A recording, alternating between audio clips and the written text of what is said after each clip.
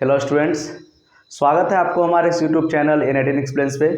Students, जैसा कि आप लोगों को पता है, हम लोगों का केमिकल बॉन्डिंग का लेक्चर सीरीज चल रहा है, जिसमें आज हम लोग डिस्कस करने वाले हैं मॉलिक्यूलर ऑर्बिटल थियोरी के बारे में। इसको हम लोग शॉर्ट में MOT भी बोलते हैं और ये बहुत ही इंपॉर्टेंट कॉन्सेप्ट है और इससे कंपटीशन में भर भर के सवाल आया हुआ है और आता है। ठीक है, तो इसको आज तो हम लोग कंप्लीट नहीं कर पाएंगे, इसका 2 वीडियो आएगा। आज हम लोग बेसिक इंट्रोडक्शन लेंगे और जानेंगे कि MOT क्या होता है। ठीक है, तो चलिए स्टार्ट करते हैं। Molecular orbital theory. Molecular orbital theory जो है, जैसे इस तरह का, इस टाइप का आप नाम सुने होंगे, मॉलिक्यूलर ऑर्बिटल। इसी तरह आप लोग सुने होंगे एटॉमिक ऑर्बिटल। एटॉमिक ऑर्बिटल क्या होता है आप लोगों को पता होगा। एटॉमिक ऑर्बिटल, एटॉमिक ऑर्बिटल क्या होता है? जहाँ पर इलेक्ट्रॉन रहता है, या आप ये बोल सकते हैं the region around the nucleus where the probability of finding electron is maximum. Nucleus के आसपास का वो रीजन, जैसे सपोज ये किसी एटम का ये न्यूक्लियस है, ये क्या है? न्यूक्लियस है। ये न्यूक्लियस के आसपास का वो रीजन जहाँ पर इलेक्ट्रॉन के पाए जाने की संभावना सबसे ज़्यादा होती है, उसको हम लोग क्या बोलते हैं? ऑर्बिटल बोलते हैं। ठीक है, जहाँ पर इलेक्ट्रॉन के पाए जाने की संभावना सबसे ज़्यादा होता है, उसको हम लोग क्या बोलते हैं? ऑर्बिटल बोलते हैं। उसी तरह, और बताइए, जो एटम का जो इलेक्ट्रॉन होता है वो कहाँ रहता है? एटॉमिक ऑर्बिटल में। उसी तरह जो मॉलिक्यूल का इलेक्ट्रॉन होगा वो मॉलिक्यूलर ऑर्बिटल में होगा। जो मॉलिक्यूल का इलेक्ट्रॉन होगा वो मॉलिक्यूलर ऑर्बिटल में होगा। ये कुछ नया कॉन्सेप्ट है। ठीक है, मॉलिक्यूल के ऑर्बिटल के बारे में हम लोग डिस्कस करेंगे। अभी तक हम लोग डिस्कस किए हैं एटम के पास ऑर्बिटल होता है जिसमें इलेक्ट्रॉन होता है। अब हम लोग डिस्कस करेंगे कि मॉलिक्यूल का भी अपना ऑर्बिटल होता है, जैसे H2 hydrogen, H2 Cl2 Br2, ये सब मॉलिक्यूल है कि नहीं है? ये सब मॉलिक्यूल है। इसका भी अपना अपना क्या होगा? ऑर्बिटल होगा। और मॉलिक्यूल का जो इलेक्ट्रॉन कहाँ पर रहेगा? मॉलिक्यूलर ऑर्बिटल में रहेगा। ठीक है, इसको हम आगे चर्चा करेंगे।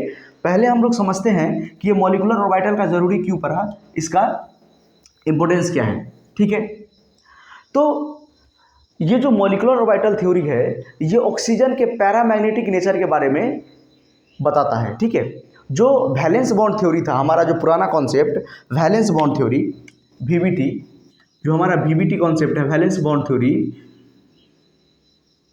Could not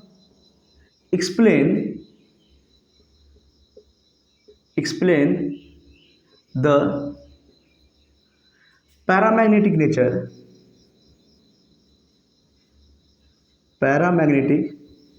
nature of O2 molecule।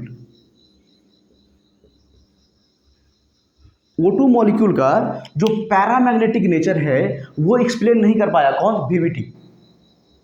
Experimentally जो O2 मॉलिक्यूल होता है वो पैरामैग्नेटिक होता है, लेकिन ये जो पैरामैग्नेटिक नेचर है वो कौन एक्सप्लेन नहीं कर पाया? VBT।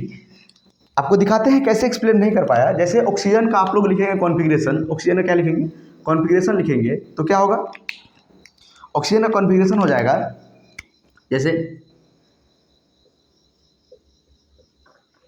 1s2 2s2 और 2p4। ये होता है ऑक्सीजन का कॉन्फ़िगरेशन। 2p4 1 2 3 and 4। यहाँ पर देखिए 2 अनपेयर्ड इलेक्ट्रॉन है, ये एक ऑक्सीजन का है। ठीक है, दूसरा ऑक्सीजन का कॉन्फ़िगरेशन हम लोग लिखेंगे तो क्या होगा? एक और ऑक्सीजन, यहाँ पे सेम कॉन्फ़िगरेशन होगा 1s 2s और यहाँ पर 2p, यहाँ पर 2p4। ठीक है, सेम कॉन्फ़िगरेशन होगा। और ये जो अनपेयर्ड इलेक्ट्रॉन है, ये जो अनपेयर्ड इलेक्ट्रॉन है, इससे पेयर्ड हो जाएगा, इससे क्या हो जाएगा? पेयर्ड हो जाएगा और बॉन्ड बना लेगा। तो O2 मॉलिक्यूल क्या है? VBT के अकॉर्डिंग, VBT के अकॉर्डिंग O2 मॉलिक्यूल क्या है? डायामैग्नेटिक। VBT के अकॉर्डिंग जो O2 मॉलिक्यूल है, ये जो O2 मॉलिक्यूल है, ये क्या है? डायामैग्नेटिक है, क्योंकि ये दोनों पेयर हो गया, तो कोई भी अनपेयर्ड इलेक्ट्रॉन इस पे नहीं बचा। अनपेयर्ड इलेक्ट्रॉन होगा तब तो पैरामैग्नेटिक होगा। ठीक है, तो VBT के अकॉर्डिंग O2 क्या है? डायामैग्नेटिक। बट एक्सपेरिमेंटली देखा गया,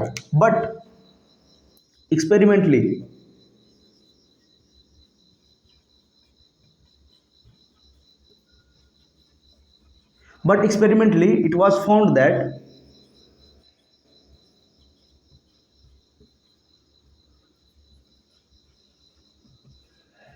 O2 is paramagnetic. O2 is paramagnetic. Experimentally पाया गया कि O2 क्या है, पैरामैग्नेटिक है। तो यही पैरामैग्नेटिक नेचर कौन बताएगा, मॉलिक्यूलर ऑर्बिटल थ्योरी। यही मॉलिक्यूलर ऑर्बिटल थ्योरी से हम लोग क्या करेंगे, O2 का पैरामैग्नेटिक नेचर डिटेक्ट करेंगे और आपको निकाल के भी बताएंगे। तो यहाँ पर VBT फेल हो गया था। VBT ऑक्सीजन का जो रियल पैरामैग्नेटिक नेचर होता है वो नहीं बता पाया। यही हमको कौन बताएगा, मॉलिक्यूलर ऑर्बिटल थ्योरी बताएगा। तो जहाँ से VBT खत्म होता है वहाँ से मॉलिक्यूलर ऑर्बिटल थ्योरी शुरू होता है। ठीक है, ये तो हो गया पहला रीजन। ये क्या हो गया, पहला रीजन। इसका दूसरा रीजन भी है। दूसरा रीजन क्या है, तो आपको पता होगा, मैंने इससे पिछले वाले लेक्चर सब में जैसे BSc-PR पढ़ाया, उससे पहले भी हाइब्रिडाइजेशन पढ़ाया, उसमें भी मैंने आपको बहुत सारा जेनन का कंपाउंड बना के दिखाया। जेनन भी कंपाउंड बनाता है। शुरू में मैंने आपको बताया था कि जो इनर्ट गैसेज होता है जिसका ऑक्टेट पूरा तो वो कंपाउंड नहीं बनाता है, लेकिन जेनन भी कंपाउंड बना रहा है। तो जेनन जो कंपाउंड बना रहा है, जो जेनन फ्लोराइड सब बनाता है, जैसे जेनन का कंपाउंड आपको पता होगा XeF2, XeO2F2, ये उसके बाद XeF4, XeF6, ये सब जो जेनन का कंपाउंड है, इसके फॉर्मेशन के बारे में VBT एक्सप्लेन नहीं कर पाता है। इसके फॉर्मेशन के बारे में VBT एक्सप्लेन नहीं कर पाता है। VBT के अनुसार क्या होता है, वैलेंस बॉन्ड थ्योरी क्या है कि जो अनपेयर्ड इलेक्ट्रॉन होगा, जो वैलेंस शेल का जो अनपेयर्ड इलेक्ट्रॉन, मतलब अनपेयर्ड इलेक्ट्रॉन जिस ऑर्बिटल में रहेगा वही ऑर्बिटल सिर्फ ओवरलैपिंग में पार्टिसिपेट करेगा। जो पेयर्ड इलेक्ट्रॉन वाला ऑर्बिटल होगा वो पार्टिसिपेट नहीं करेगा। जैसे ये VBT का अगर बात करेंगे, वैलेंस बॉन्ड थ्योरी, ये जैसे जेनन का बात करेंगे तो जेनन तो इनर्ट गैस है, इसमें तो सारा इलेक्ट्रॉन पेयर्ड रहता है, इसका ऑक्टेट भी पूरा है, तो ये तो ओवरलैपिंग में पार्टिसिपेट नहीं करना चाहिए, ये तो बॉन्ड ही नहीं बनाना चाहिए, फिर भी ये बॉन्ड बना रहा है। तो यहाँ पर भी VBT क्या हो गया था, फेल हो गया था। यहाँ पर भी VBT क्या हो गया था, फेल हो गया था। तो इसको बताने के लिए और पैरामैग्नेटिक नेचर ऑक्सीजन का पैरामैग्नेटिक नेचर बताने के लिए कौन सा थ्योरी हमको जरूरी पड़ा, और कौन सा थ्योरी हम लोग पढ़ेंगे, मॉलिक्यूलर ऑर्बिटल थ्योरी। तो आप समझ गए कि मॉलिक्यूलर ऑर्बिटल थ्योरी का इंपॉर्टेंस क्या है। मॉलिक्यूलर ऑर्बिटल थ्योरी से हम लोग बच्चों बॉन्ड ऑर्डर भी निकालेंगे और कौन सा मॉलिक्यूल पैरामैग्नेटिक है, कौन सा डायमैग्नेटिक है, ये भी हम लोग बता पाएंगे। ठीक है, इसको नोट कीजिए। उसके बाद हम लोग जानते हैं कि पैरामैग्नेटिक क्या होता है और डायमैग्नेटिक क्या होता है।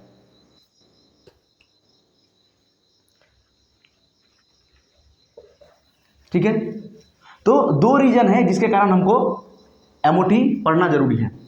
क्यों MOT आया, ठीक है। पहला रीजन क्या है कि ऑक्सीजन का पैरामैग्नेटिक नेचर बताने के लिए, क्योंकि VBT नहीं बता पाता है। VBT के अनुसार O2 मॉलिक्यूल जो होता है डायमैग्नेटिक होता है, और जेनन का जो कंपाउंड है, जेनन फ्लोराइड जो है, जेनन का जितना भी कंपाउंड है वो VBT के अकॉर्डिंग तो नहीं बनना चाहिए, लेकिन फिर भी बनता है, मैंने आपको बहुत सारा स्ट्रक्चर भी ड्रॉ करके बताया है। तो उसी को एक्सप्लेन कौन करेगा, मॉलिक्यूलर ऑर्बिटल थ्योरी। ठीक है, चलिए पहले हम लोग समझते हैं डायमैग्नेटिक और पैरामैग्नेटिक क्या होता है। पहले समझते हैं पैरामैग्नेटिक।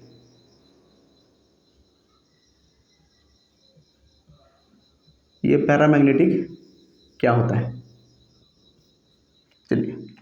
पैरामैग्नेटिक मतलब which attracts the magnetic field। Magnetic, जो मैग्नेटिक फील्ड को अट्रैक्ट करेगा वो होगा पैरामैग्नेटिक, और जो मैग्नेटिक फील्ड को रिपेल करेगा उसको बोलेंगे डायमैग्नेटिक। तो डायमैग्नेटिक क्या होगा, डायमैग्नेटिक। दूसरा क्या है, डायमैग्नेटिक। डायमैग्नेटिक क्या है, which repel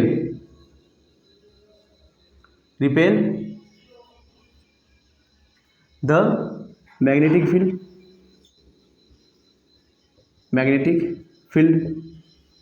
जो मैग्नेटिक फील्ड को रिपेल करेगा उसको बोलेंगे डायमैग्नेटिक, और जो मैग्नेटिक फील्ड को अट्रैक्ट करेगा उसको बोलेंगे पैरामैग्नेटिक। तो ये होता है पैरामैग्नेटिक या डायमैग्नेटिक। और पैरामैग्नेटिक कैसे हम लोग डिसाइड करते हैं, तो अगर किसी भी ऑर्बिटल में अगर अगर अनपेयर्ड इलेक्ट्रॉन बच गया, सपोज ये पी ऑर्बिटल है किसी भी एटम का, अगर ये पी ऑर्बिटल है और इसमें एक अनपेयर्ड इलेक्ट्रॉन बच गया, सपोज मानते हैं ये पेयर्ड है, ये भी पेयर्ड है और इसमें एक भी अनपेयर्ड इलेक्ट्रॉन किसी भी एटम में प्रेजेंट है, किसी भी मॉलिक्यूल में प्रेजेंट है, तो ये क्या हो जाता है? पैरामैग्नेटिक। क्या हो जाता है?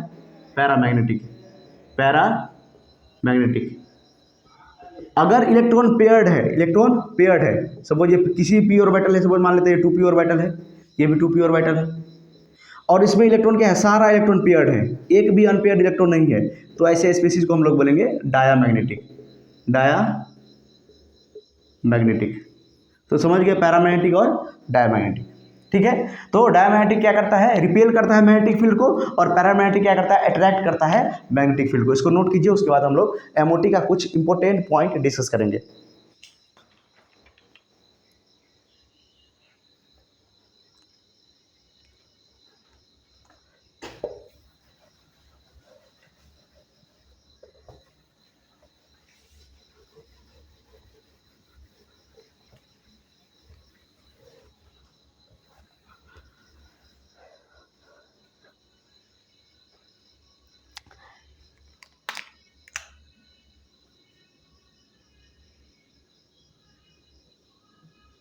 इम्पोर्टेंट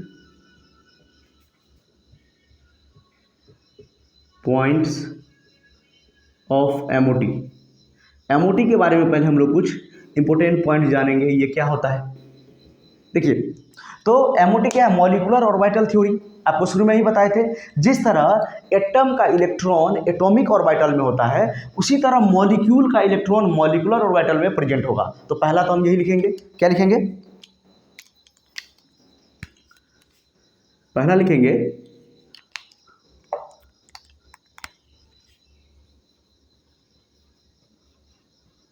इलेक्ट्रॉन्स ऑफ एटम कहाँ प्रेजेंट होगा? प्रेजेंट इन या फाउंड इन। क्या लिख सकते हैं? Present in atomic orbital. AOS हम लोग क्या लिखेंगे? Atomic orbitals. ठीक है, और इसी तरह हम लोग क्या लिखेंगे? Electron of molecule. यहाँ पर क्या लिखेंगे? मॉलिक्यूल। जो मॉलिक्यूल का इलेक्ट्रॉन होगा वो कहाँ पाया जाएगा? वो मॉलिक्यूलर ऑर्बिटल में पाया जाएगा। तो electron of molecule present in या फाउंड इन मॉलिक्यूलर ऑर्बिटल। ये क्या है? एमओएस से मॉलिक्यूलर ऑर्बिटल्स। ठीक है, तो जो एटम का इलेक्ट्रॉन होगा वो कहाँ पाया जाएगा? एटॉमिक ऑर्बिटल में। तो उसी तरह मॉलिक्यूल का जो इलेक्ट्रॉन होगा वो मॉलिक्यूलर ऑर्बिटल में पाया जाएगा। ठीक है, दूसरा point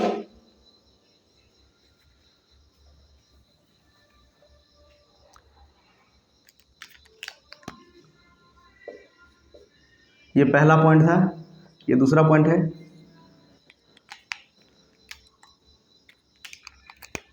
molecular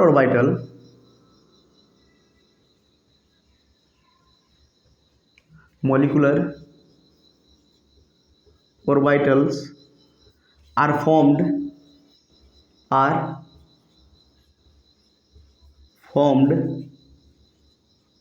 by the molecular orbital are formed by the combination of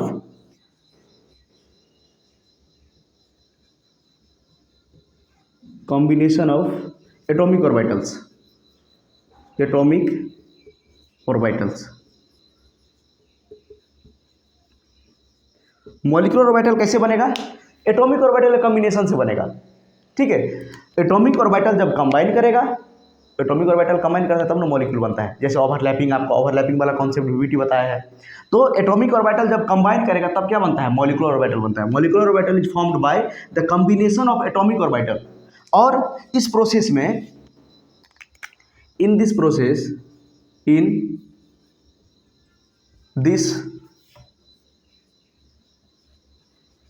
process atomic orbitals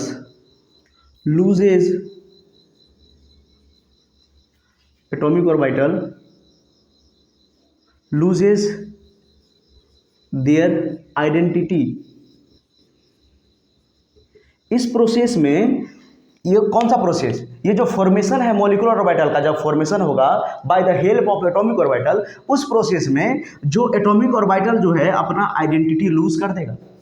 कहने का मतलब एक बार अगर मॉलिक्यूलर ऑर्बिटल फॉर्म हो गया by the help of atomic orbital के मदद से, एक बार अगर मॉलिक्यूलर ऑर्बिटल फॉर्म हो गया, उसके बाद हम एटॉमिक ऑर्बिटल के बारे में चर्चा ही नहीं करेंगे।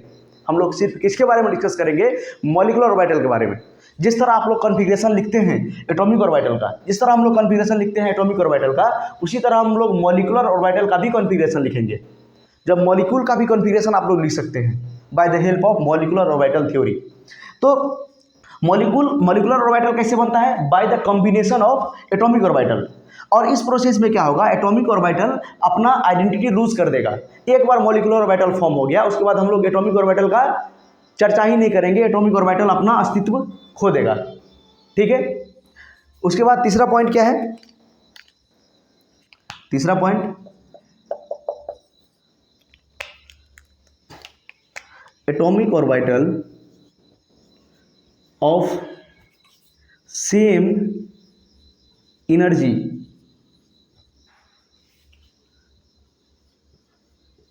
एंड सेम एनर्जी एंड लिख सकते हैं यहाँ पे, सेम एनर्जी एंड ओरिएंटेशन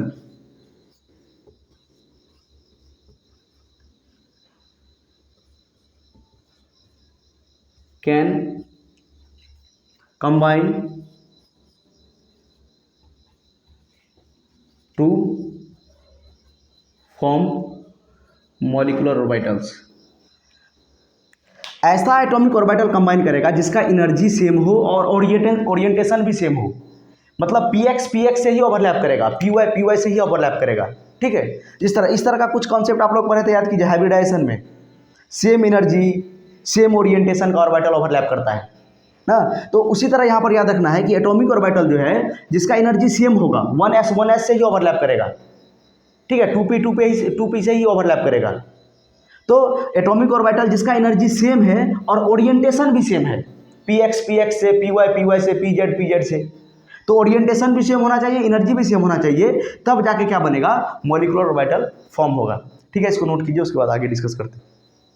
नीचे में दिख रहा है? ठीक,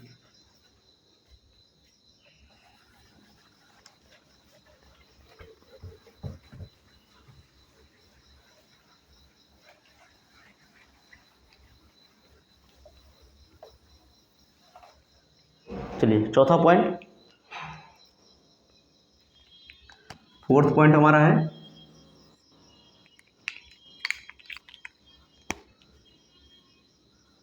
molecular orbitals are formed by LCAO। LCAO का मतलब क्या होता है? Linear combination of atomic orbitals. तो मॉलिक्यूलर ऑर्बिटल जो बनेगा formed by the linear combination, linear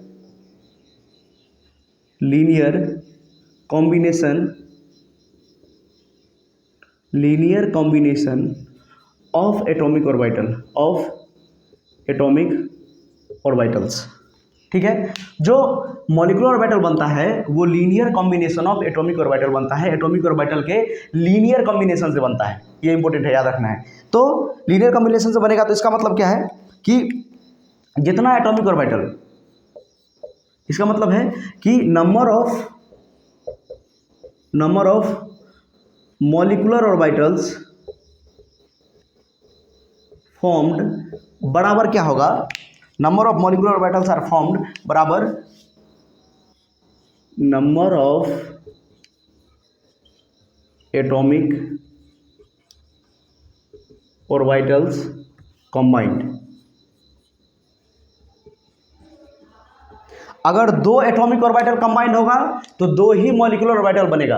अगर 3 एटॉमिक ऑर्बिटल कंबाइंड होगा तो 3 मॉलिक्यूलर ऑर्बिटल बनेगा। तो जितना एटॉमिक ऑर्बिटल कंबाइन होगा उतना ही मॉलिक्यूलर ऑर्बिटल फॉर्म होगा। अगर 2 एटॉमिक ऑर्बिटल कंबाइन होगा तो 2 मॉलिक्यूलर ऑर्बिटल बनेगा। अगर 4 एटॉमिक ऑर्बिटल कंबाइन होगा तो 4 मॉलिक्यूलर ऑर्बिटल बनेगा। इसी तरह याद कीजिए हाइब्रिडाइजेशन में भी कॉन्सेप्ट था, जितना एटॉमिक ऑर्बिटल मिक्सिंग में जाएगा उतना ही हाइब्रिड ऑर्बिटल फॉर्म होगा। उसी तरह कुछ कॉन्सेप्ट है कि नहीं है? सेम नहीं है लेकिन ये दूसरा चीज़ है, लेकिन उस तरह से याद रख सकते हैं जितना मॉलिक्यूलर ऑर्बिटल फॉर्म होगा जितना मॉलिक्यूलर ऑर्बिटल फॉर्म होगा वो डिपेंड करेगा कि कितना एटॉमिक ऑर्बिटल पार्टिसिपेट किया है कॉम्बिनेशन में। तो जितना कॉम्बिनेशन में जाएगा उतना ही मॉलिक्यूलर ऑर्बिटल फॉर्म होगा, ये याद रखना है, ठीक है, ये इंपॉर्टेंट है। ठीक है, इसके बाद यहाँ पर एक पॉइंट हम और डिस्कस करेंगे यहाँ पर कि आपको पता है इलेक्ट्रॉन वेव की तरह बिहेव करता है। आपको मैंने बताया था डी ब्रोगली वेव जो मैटर वेव होता है, इलेक्ट्रॉन भी क्या है, वेव की तरह बिहेव करता है। तो इलेक्ट्रॉन वेव को हम लोग जो है इलेक्ट्रॉन वेव,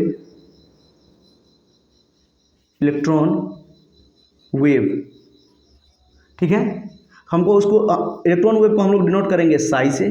किसे डिनोट करते हैं, साई से डिनोट करते हैं। इसको हम लोग क्या बोलते हैं, इलेक्ट्रॉन वेव। और जो होता है probability of finding electron, probability of finding electron, FIN, finding electron, उसको हम लोग डिनोट करते हैं साई स्क्वायर से, या इसको हम लोग बोल सकते हैं प्रोबेबिलिटी डेंसिटी। इसको हम लोग क्या बोलते हैं, प्रोबेबिलिटी डेंसिटी, ठीक है। इसका हम लोग यूज करेंगे आगे। इलेक्ट्रॉन वेव को हम लोग क्या रिप्रेजेंट करते हैं, किस चीज से, साई से, और प्रोबेबिलिटी डेंसिटी को हम लोग यूज करते हैं साई स्क्वायर से डिनोट करते हैं, ठीक है। इसको नोट कीजिए।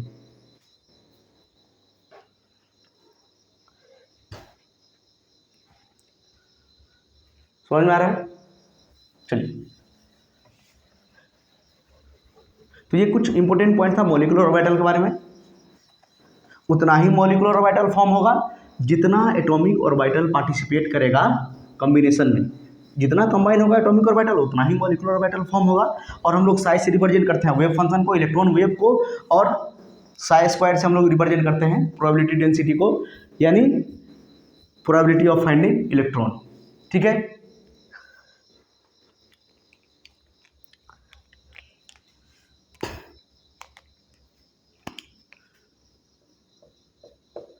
When two atomic orbitals are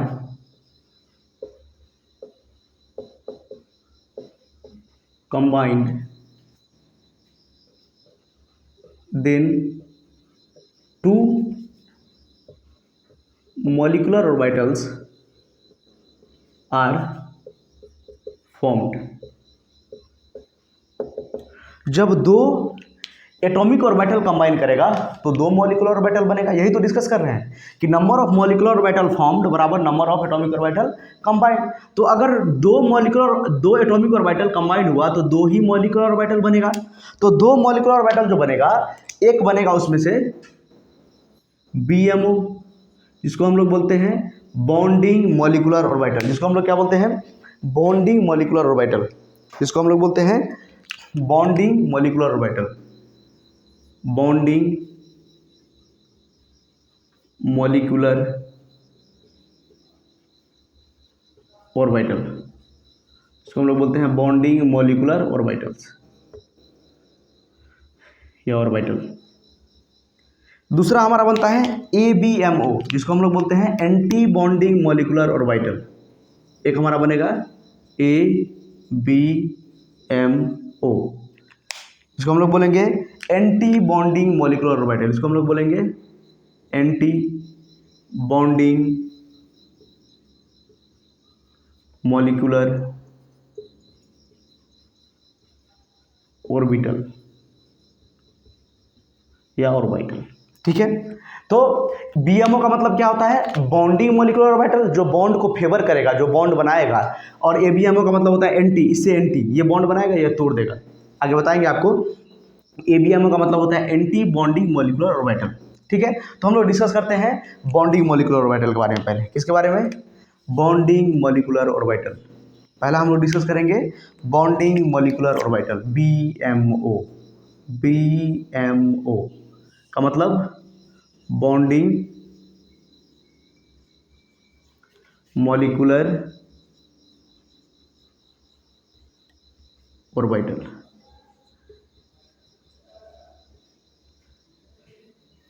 ये बॉन्डिंग मॉलिक्यूलर ऑर्बिटल क्या होता है? ये जो बॉन्डिंग मॉलिक्यूलर ऑर्बिटल है ये इलेक्ट्रॉन वेव के कंस्ट्रक्टिव इंटरफेरेंस से बनता है। इंटरफेरेंस आप नहीं पढ़े होंगे अभी, अगर पढ़े होंगे तो आपको पता होगा कि जब दो वेव कंबाइन करता है तो एक होता है कंस्ट्रक्टिव इंटरफेरेंस, एक होता है डिस्ट्रक्टिव इंटरफेरेंस। दो तरह का इंटरफेरेंस होता है जब दो वेव कंबाइन करेगा। तो इलेक्ट्रॉन वेव के बारे में हम लोग बात कर रहे हैं, साई के बारे में। तो जब दो वेव कंबाइन करेगा तो एक होगा कंस्ट्रक्टिव इंटरफेरेंस, एक होता है डिस्ट्रक्टिव इंटरफेरेंस। तो जब कंस्ट्रक्टिव इंटरफेरेंस होगा, आप लोग इंटरफेरेंस पढ़ेंगे वेव में, वेव ऑप्टिक्स में पढ़ेंगे आप लोग, इंटरफेरेंस पोलराइजेशन जो वेव का प्रॉपर्टी होता है, तो वो आप लोग पढ़ेंगे क्लास 11th में ही है वेव ऑप्टिक्स में। तो आप लोग पढ़ेंगे फिजिक्स में। तो जब दो वेव कंबाइन करता है तो एक होता है कंस्ट्रक्टिव, एक होता है डिस्ट्रक्टिव। तो जब कंस्ट्रक्टिव इंटरफेरेंस होगा तो बॉन्डिंग मॉलिक्यूलर ऑर्बिटल फॉर्म्ड होगा। तो क्या लिखेंगे? It is formed by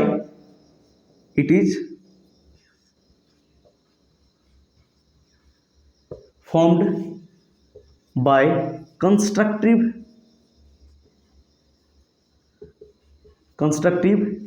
interference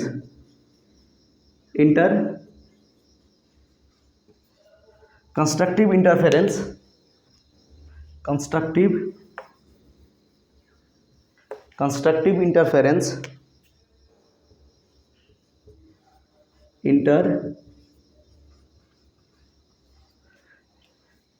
interference of electron wave या एटॉमिक ऑर्बिटल।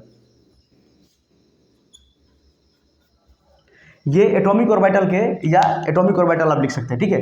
एटॉमिक ऑर्बिटल के कंस्ट्रक्टिव इंटरफेरेंस से बनता है। इससे कंस्ट्रक्टिव इंटरफेरेंस कैसे होता है? कंस्ट्रक्टिव इंटरफेरेंस कैसे, देखिए, एक ये वेव है,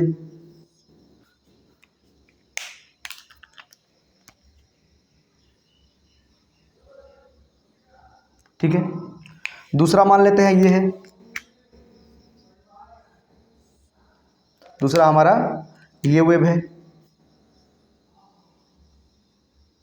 ठीक है। दो वेव है, इसको हम लोग मान लेते हैं साई ए, इसको मान लेते हैं साई बी। तो जब psi A plus psi B होगा, जब क्या होगा? Psi A plus psi B, देखिए दोनों का सेंस ऑफ रोटेशन क्या है? सेम है। दोनों का जब कंस्ट्रक्टिव इंटरफेरेंस होगा तो किस तरह का वेव बनेगा? जब दोनों का कंस्ट्रक्टिव इंटरफेरेंस होगा तो कुछ इस तरह का बनेगा वेव, ठीक है, कुछ इस तरह का बनेगा। सपोज इसका देखिए इसका जो एम्पलीट्यूड है, ये इसका एम्पलीट्यूड मान लेते हैं ए है, और इसका एम्पलीट्यूड मान लेते हैं बी है। कितना है?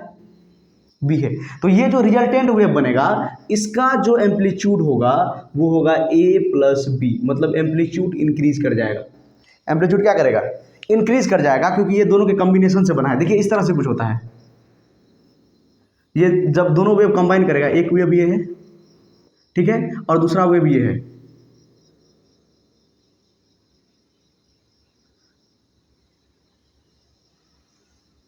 ये इस तरह से अगर दोनों क्या करेगा? इंटरफेयर करेगा एक दूसरे से, क्या करेगा?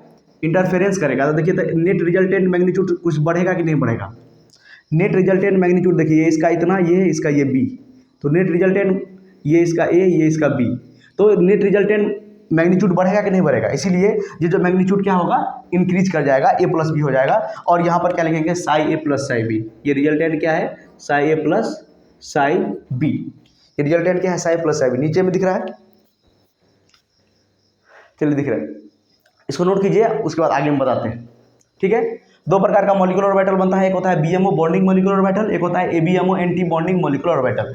तो बॉन्डिंग मॉलिक्यूलर ऑर्बिटल बनता है constructive interference of electron wave या एटॉमिक ऑर्बिटल के कंस्ट्रक्टिव इंटरफेरेंस से बनता है। सपोज ये साई ए है, ये साई बी है, तो ये जो नेट रिजल्टेंट बनेगा Sai A plus psi B बनेगा। इसका एम्पलीट्यूड सपोज ए है, इसका बी है, तो नेट रिजल्टेंट एम्पलीट्यूड बनेगा ए प्लस बी। कंस्ट्रक्टिव इंटरफेरेंस क्या होता है? देखिए सेम सेंस में है, ये इस पर क्या करेगा? ओवरलैप करेगा। सेम इसको उठाइए ऐसे और इस पर रख दीजिए, इसको उठा के इस पर रख दीजिए, तो ये जो नेट रिजल्टेंट मैग्नीट्यूड बनेगा ए प्लस बी बनेगा। तो यही क्या है? नेट रिजल्टेंट मैग्नीट्यूड इसका क्या हुआ? इंक्रीज कर जाएगा, ठीक है।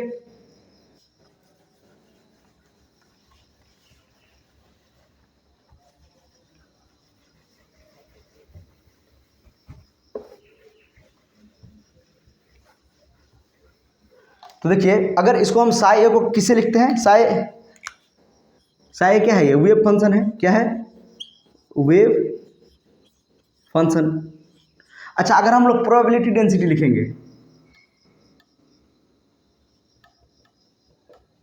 Probability density. प्रोबेबिलिटी डेंसिटी को हम लोग किससे लिखते हैं? साई स्क्वायर से। साई स्क्वायर ए प्लस साई स्क्वायर बी। यहां पर क्या हो जाएगा? साई स्क्वायर ए प्लस साई स्क्वायर बी। ये क्या हो जाएगा? Psi A plus psi B का होल स्क्वायर। यहां पर देखिए इसका स्क्वायर तो इसका भी स्क्वायर। देखिए रिजल्टेंट साई ए प्लस, ये तो ए प्लस बी होगा ना, psi A plus psi B, psi A plus psi B. तो psi A plus psi B का क्या हो जाएगा? Whole square. तो इसका होल स्क्वायर सॉल्व करेंगे तो क्या आएगा बताइए?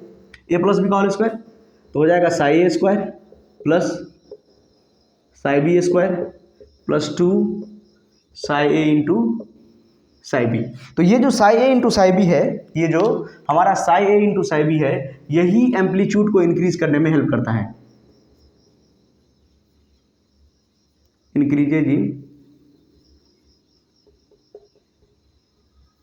ये जो हमारा एक्स्ट्रा टर्म आ गया psi A into psi B, देखिए psi A square psi B square, psi A square psi B square, ये दोनों तो सेम है। देखिए हम लोग क्या कर रहे हैं? बॉन्डिंग मॉलिक्यूलर ऑर्बिटल पढ़ रहे हैं। बॉन्डिंग मॉलिक्यूलर ऑर्बिटल कैसे बनता है? कंस्ट्रक्टिव इंटरफेरेंस से बनता है। तो कंस्ट्रक्टिव इंटरफेरेंस देखिए, दो वेव लिए, एक ले लिए साई ए, एक ले लिए साई बी, ठीक है। सब मान लेते हैं दो डिफरेंट एटम का एटॉमिक ऑर्बिटल है। ये है ए एटम का, ये बी एटम का, दोनों इंटरफेयर करेगा, दोनों मिक्स करेगा, तो क्या बनाएगा? कंस्ट्रक्टिव इंटरफेरेंस से क्या बनाएगा? एक रिजल्टेंट वेव बनाएगा। और रिजल्टेंट वेव का मैग्नीट्यूड, ये जो रिजल्टेंट वेव का एम्पलीट्यूड होगा, वो दोनों के एम्पलीट्यूड के सम के बराबर होगा। और यहाँ पर साई ए साई बी है, तो यहाँ पर क्या हो जाएगा? Psi A plus psi B. ये क्या हम लोग दिखाए? Wave function. अगर हम लोग दिखाएंगे प्रोबेबिलिटी डेंसिटी, मतलब प्रोबेबिलिटी डेंसिटी क्या है? प्रोबेबिलिटी ऑफ फाइंडिंग इलेक्ट्रॉन, जहाँ पर मैक्सिमम होता है उसी को हम लोग क्या बोलते हैं? प्रोबेबिलिटी डेंसिटी से इलेक्ट्रॉन का प्रोबेबिलिटी दिखाते हैं, ठीक है। तो अगर इसको लिखेंगे तो psi A square plus psi B square, तो इसका रिजल्ट, इसका स्क्वायर, इसके रिजल्टेंट का भी क्या हो जाएगा? स्क्वायर, इसका स्क्वायर और इसके रिजल्टेंट का भी स्क्वायर। तो इसका स्क्वायर हो गया, होल स्क्वायर हो गया, इसको होल स्क्वायर को तोड़ेंगे तो देखिए psi A square psi B square, ये दोनों तो सेम आ गया। लेकिन ये एक्स्ट्रा टर्म आ गया psi A into psi B, 2 psi A into psi B, जिसके कारण से क्या होता है? इसका एम्पलीट्यूड क्या होता है? इंक्रीज कर जाता है, ठीक है। इसका एम्पलीट्यूड क्या हो जाता है? इंक्रीज कर जाता है। यहाँ से एक और आप इंपॉर्टेंट पॉइंट लिख सकते हैं, जो बॉन्डिंग मॉलिक्यूलर ऑर्बिटल होता है बीएमओ, ये बॉन्ड को फेवर करता है, ठीक है। और इसका एनर्जी जो होता है एटॉमिक ऑर्बिटल से लोअर होता है, ठीक है। बीएमओ हैज लोअर एनर्जी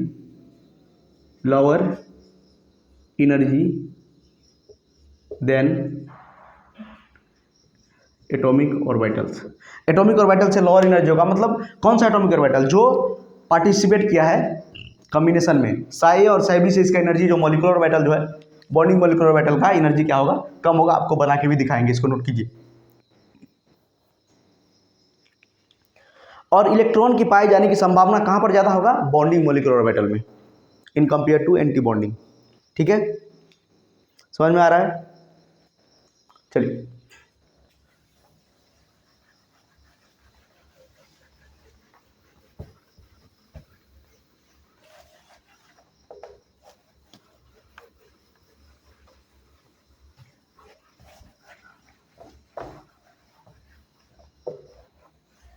आपको कुछ बना के भी दिखाते हैं। अभी देखिए बीएमओ का डायग्राम वगैरह, हम लोग बीएमओ पढ़ रहे हैं अभी, बॉन्डिंग मॉलिक्यूलर ऑर्बिटल, ठीक है। और देखिए इलेक्ट्रॉन की जो पाए जाने की संभावना है सबसे ज़्यादा किस में होगा? बॉन्डिंग मॉलिक्यूलर ऑर्बिटल में। Means the probability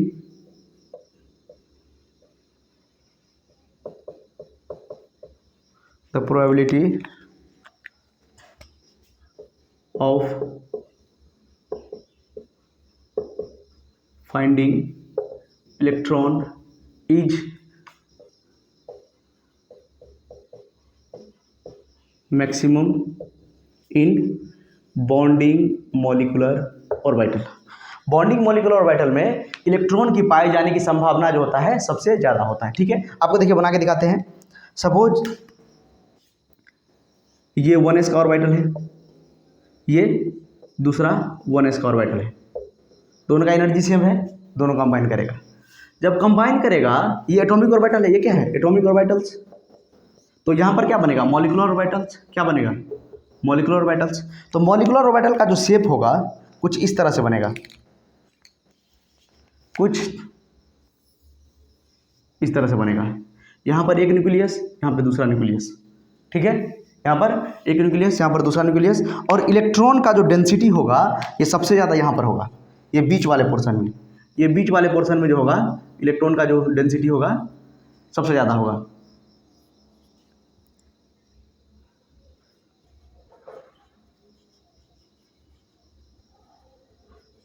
probability of finding electron is maximum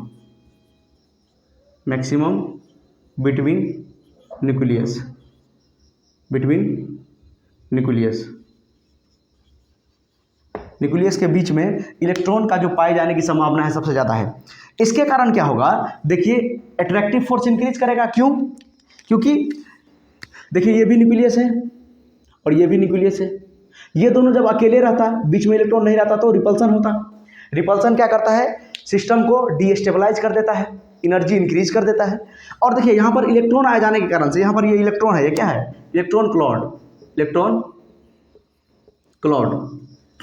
तो इलेक्ट्रॉन आ जाने के कारण से क्या हुआ, इलेक्ट्रॉन क्या होता है, निगेटिवली चार्ज होता है।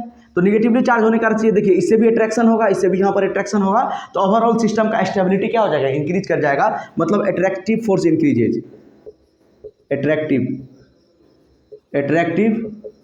Force increases. Attractive force increase करने के कारण से क्या होगा, यहाँ पर एनर्जी डिक्रीज करेगा, सिस्टम का एनर्जी क्या करेगा, डिक्रीज करेगा। और एनर्जी डिक्रीज करने के कारण से स्टेबिलिटी इंक्रीज करेगा, स्टेबिलिटी इंक्रीज करेगा। क्यों? क्योंकि अट्रैक्टिव फोर्स आ गया है, और जो अट्रैक्टिव फोर्स होता है सिस्टम को स्टेबलाइज कर देता है एनर्जी डिक्रीज करके। ठीक है, यहाँ समझ में आ गया। देखिए ये है A1s का एटॉमिक ऑर्बिटल 1s दोनों कंबाइन होकर बनाया है ये मॉलिक्यूलर ऑर्बिटल। ये क्या है, BMO, बॉन्डिंग मॉलिक्यूलर ऑर्बिटल, और इसका नाम क्या हो जाएगा, सिग्मा स्टार। देखिए 1s और 1s जब कंबाइन करता है तो सिग्मा बॉन्ड बनाता है, SS कंबाइन करता है सिग्मा बनाता है, इसको हम लिखेंगे सिग्मा 1s। ये बॉन्डिंग ऑर्बिटल का नाम क्या हो जाएगा, सिग्मा 1s। बॉन्डिंग ऑर्बिटल का नाम क्या हो जाएगा, सिग्मा 1s। इसको हम लोग बोलेंगे बॉन्डिंग मॉलिक्यूलर ऑर्बिटल। ठीक है, और ये बीच में जो होता है इलेक्ट्रॉन की जो प्रोबेबिलिटी होता है सबसे ज़्यादा होता है, याद रखेंगे आप। ठीक है, दूसरा देखिए सेम ओरिएंटेशन का लिखा है, सेम एनर्जी और सेम ओरिएंटेशन का एटॉमिक ऑर्बिटल कंबाइन करेगा। ठीक है, ये पहला हो गया। सपोज मान लेते हैं, सपोज PZ और PZ कंबाइन किया, ये PZ है, ये इंटरन्यूक्लियर एक्सिस मान लिए हैं PZ को। सपोज ये PZ है और ये दूसरा PZ है, ये दोनों PZ और PZ क्या किया, कंबाइन किया। यहाँ मान लेते हैं ये प्लस, ये माइनस, ये माइनस, ये प्लस। ठीक है, ये जब दोनों कंबाइन करेगा तो कैसे बनेगा, जो रिजल्टेंट मॉलिक्यूलर ऑर्बिटल बनेगा इस तरह से बनेगा। देखिए एक बड़ा लोब और दोनों साइड से छोटा लोब, इसमें प्लस, इसमें माइनस, इसमें माइनस, और इसका नाम क्या हो जाएगा, ये भी क्या बनाएगा, सिग्मा बॉन्ड बनाएगा। PZ क्या बनाता है, सिग्मा बॉन्ड बनाता है, और लेटरल ओवरलैप से क्या बनता है, पाई बॉन्ड बनता है। तो ये क्या बनाएगा, सिग्मा बॉन्ड। तो इसका नाम क्या हो जाएगा, ये क्या है, सपोज मान लेते हैं ये मतलब PZ है और ये भी क्या है, PZ है। तो ये क्या हो जाएगा, sigma PZ bonding molecular orbital, sigma PZ bonding molecular orbital. ठीक है, इस तरह से इसको लिखेंगे। एक पाई बॉन्ड वाला भी दिखा देते हैं, इसको नोट कीजिए, एक पाई बॉन्ड वाला भी दिखा देते हैं, लिख लिए, मिटा दे इसको। ठीक है, एक पाई बॉन्ड कैसे बनेगा, देखिए पाई बॉन्ड कैसे बनेगा, मान लेते हैं यहाँ पर PX है, यहाँ पर PX है और ये भी क्या है, PX है। ठीक है, ये प्लस माइनस माइनस प्लस। ठीक है, ये क्या है, PX है, ये भी क्या है, PX है। ये दोनों जब कंबाइन करेगा तो क्या बनेगा,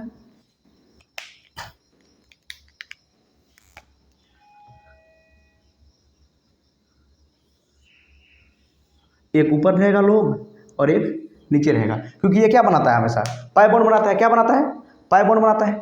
ठीक है, ये क्या बनाता है, पाई बॉन्ड बनाता है।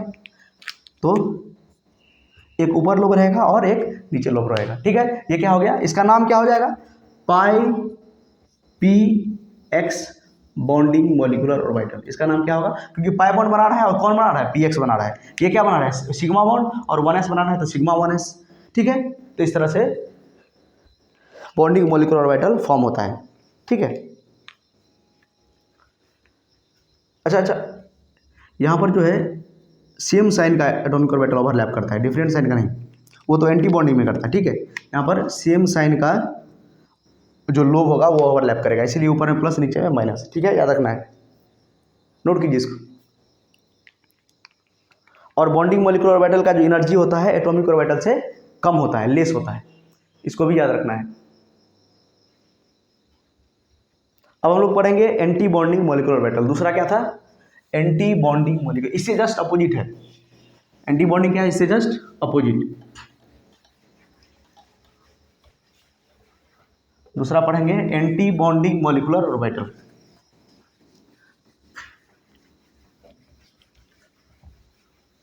दूसरा पढ़ेंगे एंटी बॉन्डिंग मॉलिक्यूलर ऑर्बिटल।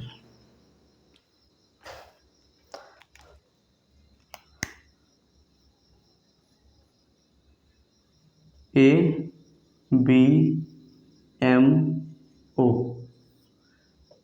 इसका नाम क्या है, anti bonding molecular orbital.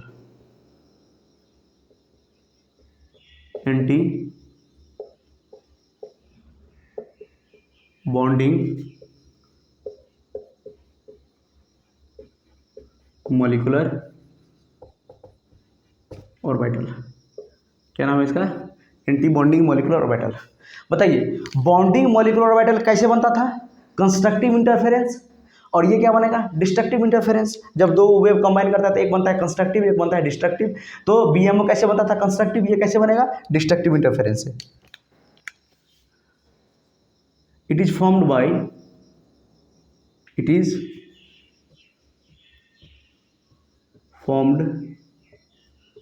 By the destructive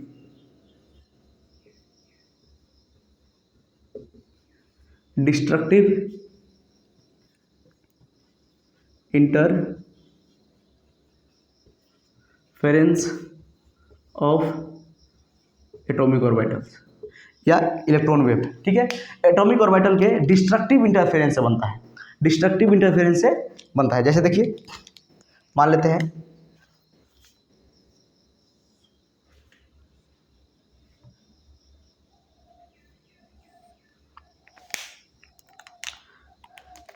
यहाँ पर दो इलेक्ट्रॉन वेव है,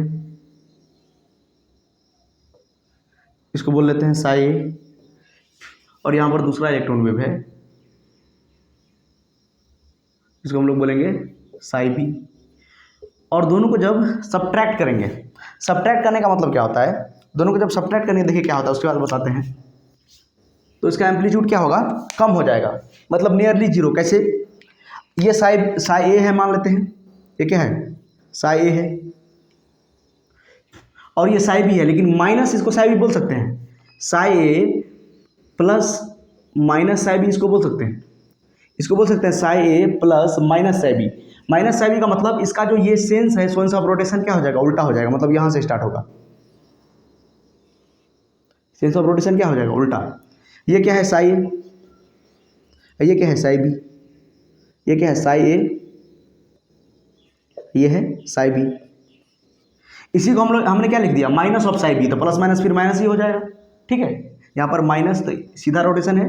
ठीक है, अगर हम माइनस ऑफ साई बी लिखेंगे तो इस तरह से लिखेगा। और देखिए इसका एम्पलीट्यूड मान लेते हैं ए है, और इसका एम्पलीट्यूड मान लेते हैं बी है, तो दोनों कट के क्या हो जाएगा, जीरो हो जाएगा, नियरली जीरो हो जाएगा, नियरली क्या हो जाएगा, नियरली जीरो हो जाएगा, नियरली जीरो हो जाएगा, इस तरह से।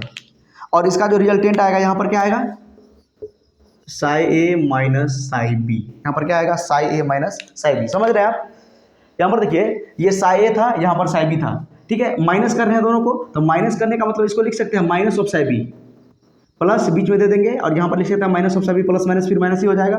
माइनस ऑफ साई बी का मतलब क्या होता है, सेंस ऑफ रोटेशन इसका क्या हो जाएगा, नीचे से ऐसे जाएगा, तो नीचे से जाएगा। देखिए इसका रिजल्टेंट और इसका भी रिजल्टेंट, यहाँ पर देखिए इसका मान लेते हैं ए है एम्पलीट्यूड, इसका मान लेते हैं बी है एम्पलीट्यूड, दोनों सब्ट्रैक्ट हो रहा है कि नहीं हो रहा है, एक ऊपर एक नीचे, तो नियरली क्या होगा, जीरो, नियरली क्या होगा, एम्पलीट्यूड जीरो, माइनस हो जाएगा। ठीक है, अच्छा चलिए, ये तो क्या था हमारा, ये हमारा था वेव फंक्शन, ये हमारा क्या था, वेव फंक्शन। ये हमारा है वेव फंक्शन, वेव फंक्शन। अच्छा, अगर प्रोबेबिलिटी डेंसिटी के बारे में बात करेंगे तो प्रोबेबिलिटी डेंसिटी, प्रोबेबिलिटी डेंसिटी के बारे में बात करेंगे तो उसको हम किससे लिखते हैं, साई स्क्वायर से। ये हो जाएगा साई ए स्क्वायर, ये क्या माइनस साई बी स्क्वायर, बराबर यहाँ पर क्या हो जाएगा, psi A minus psi B का होल स्क्वायर। इसको लिखेंगे साई ए स्क्वायर से, इसको लिखेंगे साई बी स्क्वायर से, और रिजल्टेंट वेव क्या है, उसका भी स्क्वायर। तो रिजल्टेंट वेव का जो वेव फंक्शन है psi A minus psi B है, तो उसको भी क्या करेंगे, psi A minus psi B का होल स्क्वायर। तो इसका क्या आ जाएगा रिजल्टेंट, ये आ जाएगा psi A square plus psi B square minus 2 psi A into psi B. ये जो माइनस जो हो रहा है यहाँ पे देखिए, ये वाला जो टर्म जो माइनस हो रहा है, ये वाला टर्म जो माइनस हो रहा है, यही एम्पलीट्यूड को डिक्रीज कर रहा है, डिक्रीजेज एम्पलीट्यूड, यही एम्पलीट्यूड को क्या कर रहा है, डिक्रीज कर रहा है। यही आपको याद रखना है। उसमें क्या कर रहा था, plus 2 psi A into psi B, वहाँ पर क्या हो रहा था, एड हो रहा था वो फंक्शन, यहीं पर दूसरा आ रहा था, माइनस साई बी नहीं था वहाँ पे प्लस था सारा, ठीक है। तो जो ये प्लस का मतलब दोनों को ऐड कर रहे हैं, लेकिन माइनस साई बी है यहाँ पे, ठीक है। तो यहाँ पर क्या हो रहा है, एक नीचे से जा रहा है, दोनों का एम्पलीट्यूड कैंसिल हो जा रहा है, वहाँ पर एम्पलीट्यूड क्या हो जा रहा था, ऐड हो जा रहा था, और वहाँ पर टर्म आ रहा था plus 2 psi into psi B, यहाँ पर आ रहा है minus 2 psi into psi B. यहाँ पर क्या होगा, यहाँ पर एम्पलीट्यूड क्या होगा, मिनिमम होगा, ठीक है। और यहाँ पर इलेक्ट्रॉन की पाए जाने की संभावना ABMO में मिनिमम होता है या नियरली जीरो होता है। इसको लिखिए, उसके बाद बताते हैं। समझ में आ रहा है। तो इसमें क्या होगा, probability of finding electron is minimum, probability of finding electron is minimum.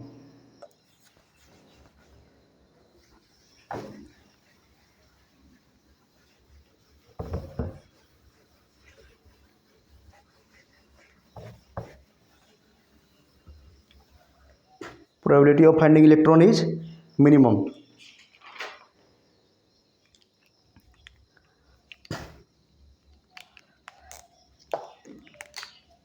इसमें क्या होगा,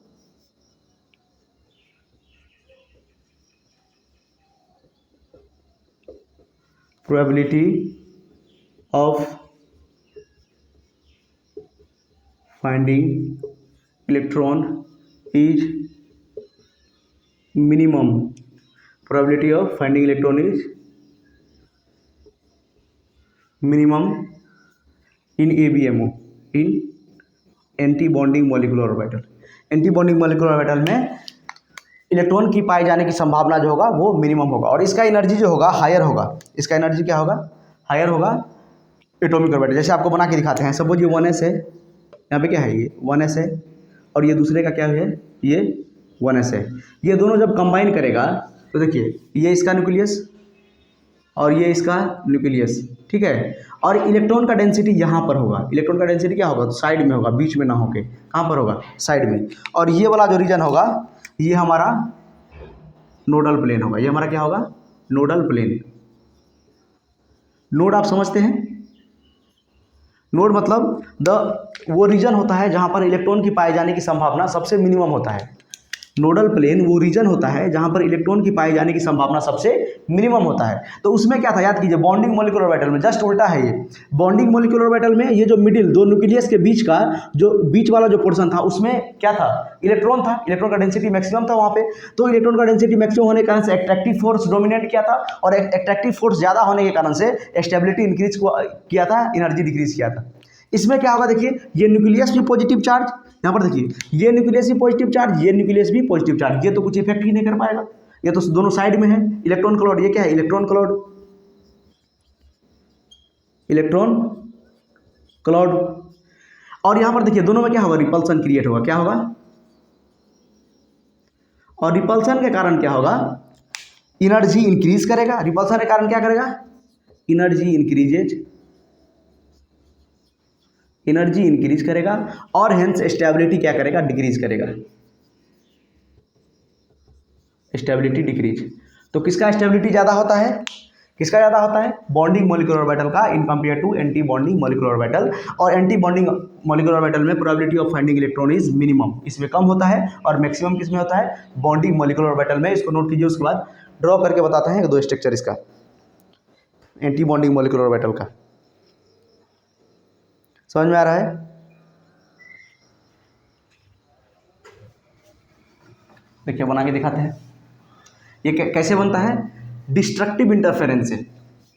कैसे बनता है, डिस्ट्रक्टिव इंटरफेरेंस, और बॉन्डिंग वाला कंस्ट्रक्टिव इंटरफेरेंस। कंस्ट्रक्टिव और डिस्ट्रक्टिव, कंस्ट्रक्टिव और डिस्ट्रक्टिव याद रखना है। चलिए, तो सपोज ये 1s का ऑर्बिटल है, ये 1s ऑर्बिटल है, ये मान लेते हैं प्लस चार्ज का है, मतलब प्लस चार्ज नहीं, सेंस ऑफ रोटेशन इसका प्लस है, आपको बताए थे।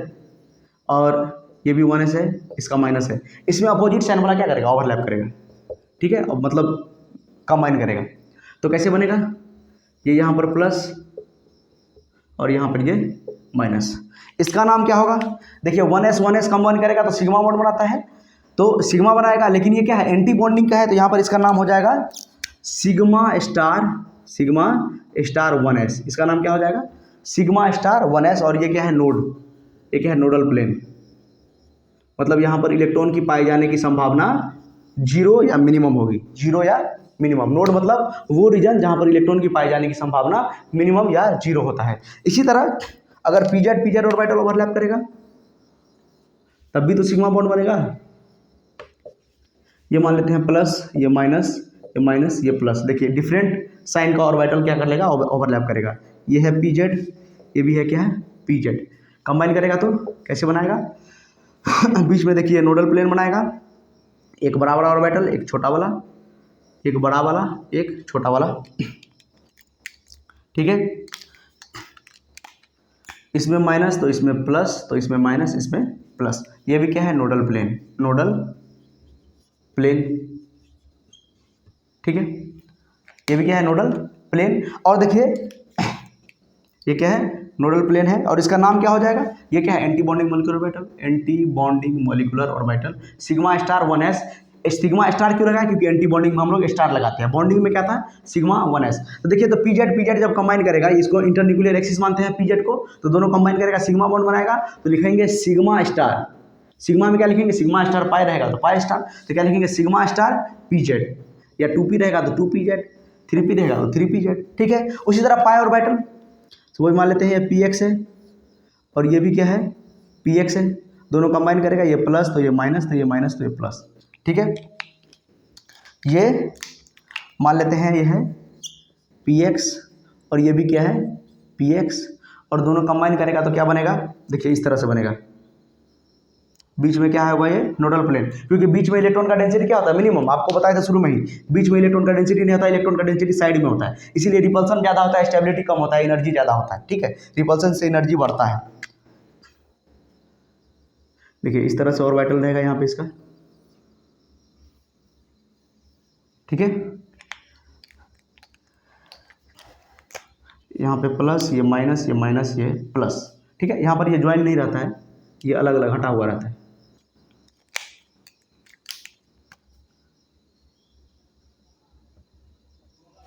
ठीक है। इस तरह से रहता है। और ये हमारा क्या है, नोडल प्लेन, नोडल प्लेन, ठीक है। इसको नोट कीजिए। उसके बाद आपको ड्रॉ करके दिखाते हैं रियल में हम लोग डायग्राम कैसे ड्रॉ करते हैं, ठीक है। थोड़ा सा भी डायग्राम ड्रॉ करेंगे, उसके बाद हम लोग अगले वीडियो में डिस्कस करेंगे कि कैसे हम लोग एनर्जी लेवल डायग्राम ड्रॉ करते हैं, कैसे हम लोग एनर्जी लेवल डायग्राम ड्रॉ करते हैं। अभी आपको थोड़ा सा, अभी जितना पढ़े हैं थोड़ा सा उसको बता देते हैं बना के, तो याद रहेगा कैसे एंटी बॉन्डिंग, कैसे बॉन्डिंग मॉलिक्यूलर ऑर्बिटल फॉर्म होता है, कैसे बॉन्डिंग और एंटी बॉन्डिंग फॉर्म होता है।